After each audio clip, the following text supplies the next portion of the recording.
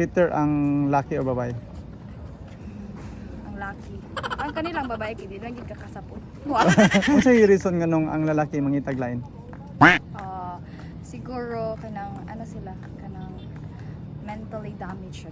Kuan sila kanang wala sila self respect sa kanang sa towards a person, tapos ano pud sila kanang siguro mentally or emotionally immature sila nga person nga dili sila makauna ba nga makasakit siya sa isa ka tao or labi na sa babae nga grabe ka emotional gid kaayo. So mas cheater ang laki o babae?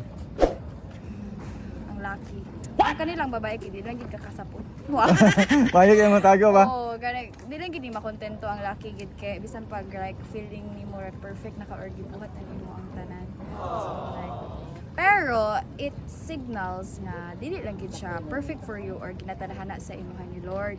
So mo nang ipaingon ipalit din ka sa right person puhon ana. So mag-agree ka ng uban girl mingon nga nangita sila og lain kay wala na ko gihatag ang ihang gusto. Sa kana nga point of view, siguro ano siya kana bitong kay ginapangita niya ang kanang a certain reason to someone else without kanang feeling contented or like kanang ma-bless na ba o grateful sa iyang partner. So wala pangit na siya nga behavior man good kay imperfect ba tanan but in love man good. If we are in love, makitaan din nato siya og beauty bisan pag despite the flaws sa isa ka tao. Pangit gid kay na siya nga behavior nga ma-in love pa siya sa or sa tawag ana ma-attract pa siya. Ba. Yeah. So nagil pa yung uban guy nga pag feel nila nga love sila sa girl, butik advantage din. Oo. Siguro ko lang na kanang siguro kay directly lang ma-attach ang isa ka tao sa intentions nga ginapakita sa guy. So, ana. So, feeling din nilang sa girl nga, basig serious na siya sa ako or na, ikaw po ba sila kay mga issues sa imong self nga, dali ra ka ma-attach, like, dili ka hard to get.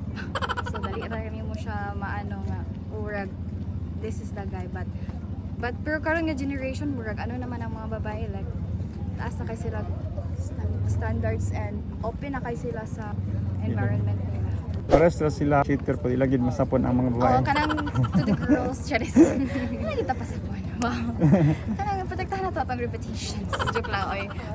Kung masapon dili gid mangkon. Kung sa ako, like, better na lang iangko na lang kay. Syempre, tao ra pud ta makasala. Pero kung in relationship, lisod na kayo na if nanagi distrust na hitabo, like nanay cheating issues kay mo na siya i-build.